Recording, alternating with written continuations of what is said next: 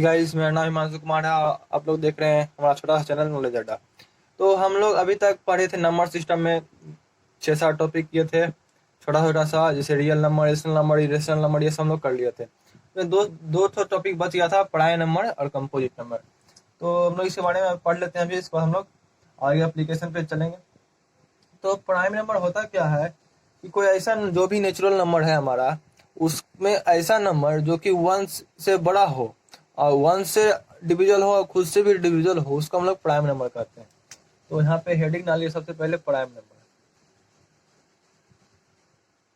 Prime number, तो prime number जो है ये होता है natural number. Natural number greater than one,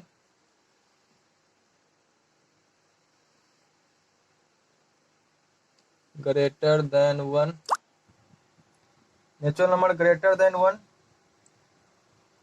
and which are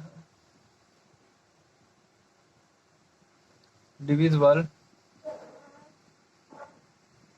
by one and itself। यानी कि प्राइम नंबर वैसा नंबर होता है, नेचुरल प्राइम नंबर ऐसा नंबर होता है जो कि एक से बड़ा हो लेकिन डिविजिबल वन और खुद से हो। जैसे इसका एग्जांपल हो जाता है 2, 3, 5, 7, 11 एक्सेट्रा। तो यहाँ पे 2 जो है वो 1 से बड़ा है और इसका जो डिविजिबल है वो 1 है और 2 है। यहाँ 3 का डिविजिबल 1 है और 3 है। 5 का डिविजिबल 1 है और 5 है। यानी कि वैसा नंबर जिसका फैक्टर 2 आए, 2 फैक्टर में टूटे, उसको हम लोग प्राइम नंबर कहते हैं। और कैसा फैक्टर, एक डिविजिबल 1 से हो, एक खुद का फैक्टर हो, तो उसको हम लोग प्राइम नंबर कहते हैं। 1 प्राइम नंबर इसलिए नहीं हुआ क्योंकि 1 का एक ही फैक्टर होता है, ओनली फॉर इटसेल्फ। ये था प्राइम नंबर। प्राइम नंबर के बाद हम लोग का था एक कंपोजिट नंबर। तो कंपोजिट नंबर उसको कहते हैं जो कि डिविजिबल हो 1 से, खुद से और एनी अदर से नंबर से। यानी कि वैसा number, the natural number, which are divisible by one itself and any other natural number। Any other number, ऐसे नंबर को हम लोग कंपोजिट नंबर कहेंगे। तो एग्जांपल है हम लोग का 1 तो कंपोजिट नंबर हो नहीं सकता है, 2 भी कंपोजिट नंबर, 1 भी नहीं हो सकता है, 2 भी नहीं हो सकता है, 3 भी कंपोजिट नंबर नहीं हो सकता है कि दो, ये तीनों का दो दो फैक्टर आता है, तो वो तो 1 से डिविजल हो जाता है और खुद से डिविजल होता है। लेकिन यहाँ पे एनी नंबर नहीं आता है, तो हम लोग का 4 जो है वो डिविजल होता है, क्योंकि ये 4 जो है 1 से भी डिविजल है, 2 से भी है और खुद से भी है। इसका 3 फैक्टर आ गया, यानी कि 1 से, खुद से और एक अदर नंबर से। तो ये हम लोग का कहलाएगा कंपोजिट नंबर। तो सबसे फर्स्ट कंपोजिट नंबर हम लोग का 4 हो गया, उसके बाद हम लोग का 6 हो गया, उसके बाद 8, 9, 10, etc। ठीक है, इसको हम लोग कहेंगे कंपोजिट नंबर। तो यहाँ तक हम लोग का कॉमन पार्ट खत्म हो गया। इसके बाद हम लोग का आता है यूक्लिड डिवीजन लीमा। ये एप्लीकेशन पार्ट है नंबर सिस्टम का। यहाँ से हम लोग का क्लास 10 का टॉपिक शुरू होगा। तो हेडिंग डाल लीजिए, यूक्लिड्स डिवीजन लीमा। तो ये होता क्या है इसके बारे में पहले जानते हैं। यानी कि कोई भी दो पॉजिटिव इंटीजर ए बी, कोई भी दो पॉजिटिव इंटीजर जब एग्जिस्ट करता है यूनिक इंटीजर के साथ, तो उसको हम लोग कहते हैं यूक्लिड डिवीजन लीमा। इसको हम लोग लिख सकते हैं गिवन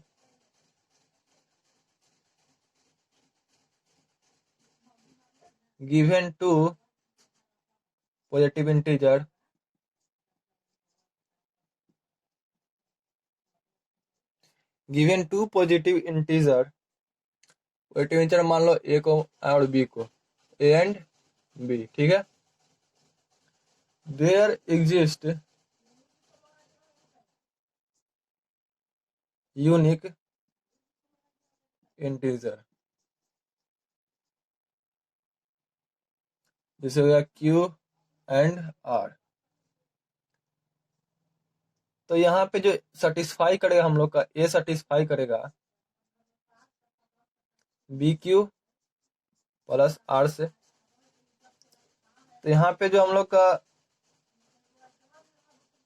आर होगा, ये R less than equal to 0 and greater than equal to B, यानी कि आर जो होगा वो 0 से बड़ा होगा और बी से छोटा होगा, 0 से बड़ा होगा और बी से छोटा होगा आर हम लोग का, ये टर्म, ठीक है।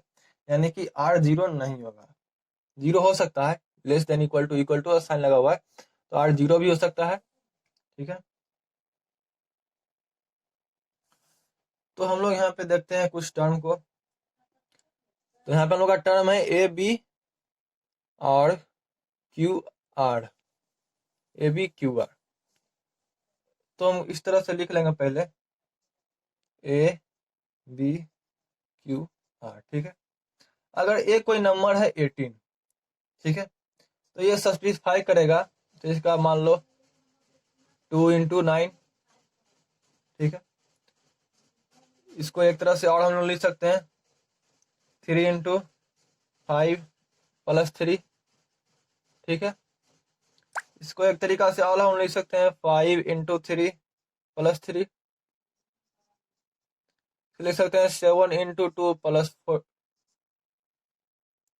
एक तरीका और है इसको लिखने का 11 इंटू 1 प्लस 7, और बहुत तरीका होगा। लेकिन देखो यहाँ पे 18 एक ए है जिसका 18 नंबर है, तो 18 सेटिस्फाई कर रहा है यहाँ पे बी के साथ, बी 2 है, हम लोग क्यू 9 है। तो हम लोग जैसे पहले पढ़े थे कि कोई भी दो पॉजिटिव इंटीजर ए और बी जब किसी यूनिक इंटीजर के साथ सेटिस्फाई करेगा तो उसको हम लोग लिक्विड डिवीजन लीमा कहेंगे, ठीक है। तो यहाँ पे हम लोग देख सकते हैं आर इक्वल टू 0 भी हो सकता है, कोई एनी टर्म भी हो सकता है। यहाँ पे आप देखिएगा बी और क्यू ये 0 नहीं हो, क्योंकि अगर जो बी और क्यू 0 हो जाए तो देखिए अगर कोई भी एकदम 0 हो तो मल्टीप्लाई करके हम लोग का 0 आ जाएगा आंसर। यहाँ पे जो मल्टीप्लाई करेंगे तो हम लोग का आंसर 3 आ जाएगा। तो ये सेटिस्फाई नहीं कर रहा है इसमें, यहाँ पे ध्यान दीजिएगा बी और क्यू 0 नहीं होना चाहिए, ठीक है। आगे इसका एप्लीकेशन हम लोग देखेंगे। तो हेडिंग डालिए एप्लीकेशन ऑफ डिवीजन लीमा।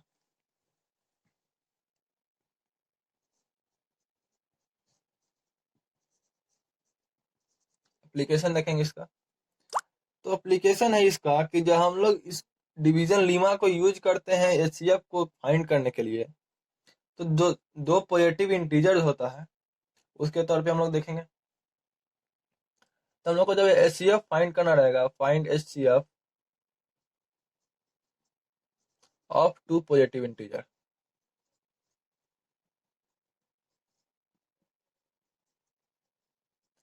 तो देखिए यहाँ पे कोई भी दो पॉजिटिव इंटीजर ले सकते हैं हम लोग, जैसे ले लिए 56, एक और ले लेते हैं 72, ठीक है। तो यहाँ पे इन दोनों में से जो बड़ा है उसको हम लोग सबसे पहले लेंगे फर्स्ट स्टेप में 72। इसको हम लोग लिख सकते हैं 56 इंटू 1 प्लस 16, ऐड करके देख लीजिए 72 ही आएगा, ठीक है। तो यहाँ पे हम लोग का जो 16 है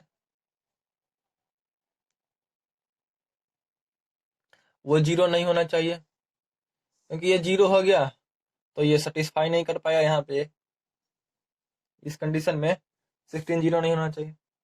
तो यहाँ पे 16 का जो होगा, तो यहाँ पे हम लोग 56 का जो लिखेंगे वो 16 के टर्म में लिखेंगे। तो लिख सकते हैं यहाँ पे 16 इंटू 3 प्लस 8, तो 48 प्लस 8 यहाँ पे अब हम लोग का 8 जीरो नहीं होना चाहिए, तो 8 को जो हम लोग लिखेंगे वो 16 के टर्म में लिखेंगे, 16 को 8 के टर्म में लिखेंगे, तो 8 इंटू 2 प्लस 0। तो हम लोग का जो है 8 का जो फैक्टर रिमाइंडर आ गया वो 0 आ गया।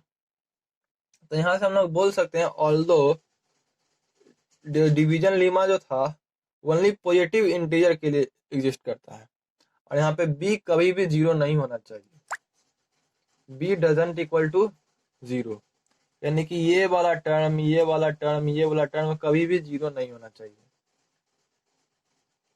ठीक है,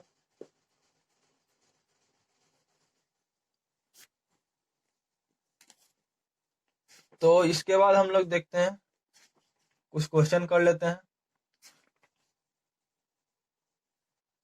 क्योंकि एप्लीकेशन पार्ट इसका खत्म हो गया है, थ्योरी पार्ट खत्म हो गया। तो जैसा कि हम लोग पहला क्वेश्चन एनसीईआरटी का लेते हैं, क्वेश्चन है आर द फॉलोइंग स्टेटमेंट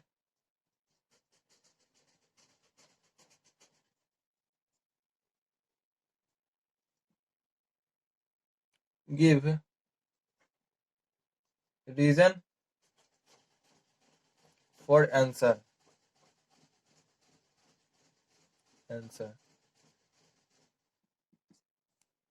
तो सबसे पहला क्वेश्चन है every whole number is natural number.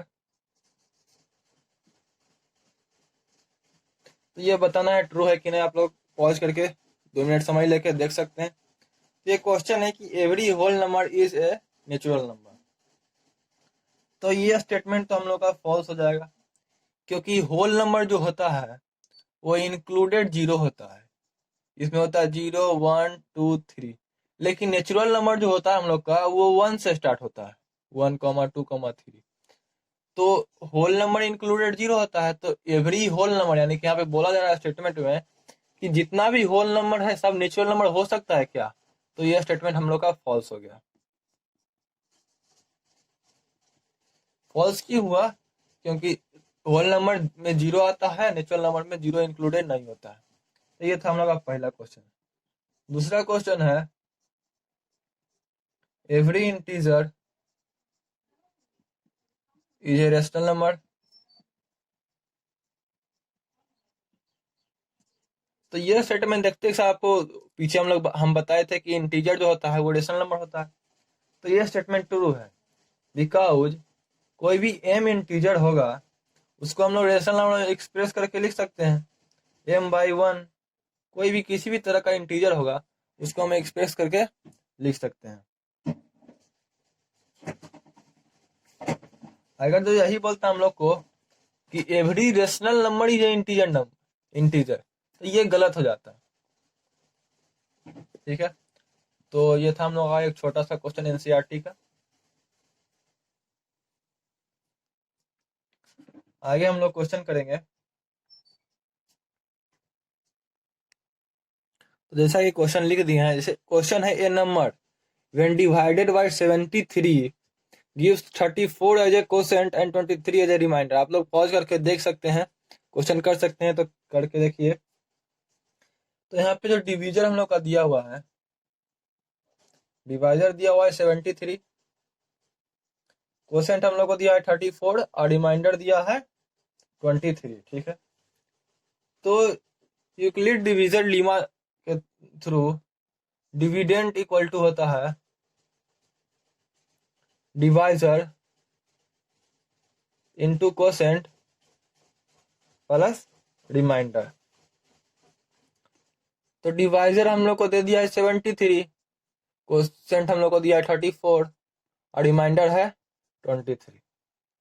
तो जैसा कि हम लोग जानते हैं पहले मल्टीप्लाई करेंगे फिर ऐड करेंगे, तो मल्टीप्लाई इसको कीजिएगा तो आप लोग आ जाएगा 2482 प्लस 23, और इसमें ऐड कर दीजिए तो हम लोग का आ गया 2505। तो ये हम लोग का हो गया आंसर इसका। अब ये हल्का क्वेश्चन था, आगे हम लोग नेक्स्ट क्वेश्चन पे देखेंगे।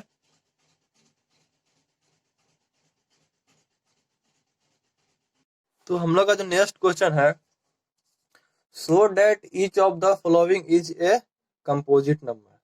दिया हुआ है 5 इंटू 11 इंटू 13 प्लस 13 लिखा हुआ है। तो यहाँ पे हम लोग लिख सकते हैं 5 इंटू 11 इंटू 13 प्लस 13, सॉरी वही उतार दिया हम। यहाँ से हम लोग 13 को कॉमन ले सकते हैं, तो हम लोग का आ जाएगा 5 इंटू 11 प्लस 1। यहाँ से आएगा हम लोग का 13 इंटू 56। तो यहाँ से हम लोग को पता चल रहा है कि जो गिवन नंबर हम लोग को दिया हुआ है, मल्टीप्लाई करके जो गिवन नंबर आएगा इसका 2 से ज्यादा फैक्टर है, तो ये हम लोग का कंपोजिट नंबर हो जाएगा। इस तरह से हम लोग कंपोजिट नंबर को डिफाइन करते हैं। ठीक है,